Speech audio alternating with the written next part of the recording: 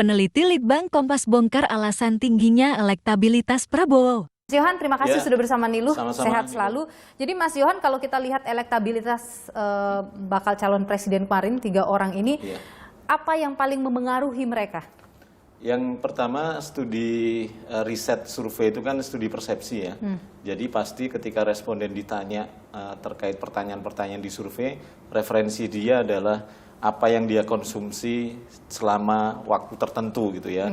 Jadi kalau ditanya siapa sekarang milih presiden siapa, kalau sekarang pilpres, ya pasti referensinya nama-nama yang ada di memori mereka gitu ya. Artinya kalau kita lihat ada penurunan terhadap Ganjar, ada peningkatan terhadap Pak Prabowo, dan sementara Pak Anies stagnan, saya pikir juga tidak lepas dari apa yang sudah terjadi 3 bulan terakhir inilah ya. Pak Prabowo dengan aktivitas pertemuan-pertemuan komunikasi politiknya di lapangan dengan Pak Jokowi berupaya untuk memberikan pesan pada publik bahwa dia adalah orang yang dekat dengan Pak Jokowi, mendapat restu Pak Jokowi itu kan kelihatan dengan beberapa momentum ya. Hal yang sama juga ke Pak Ganjar.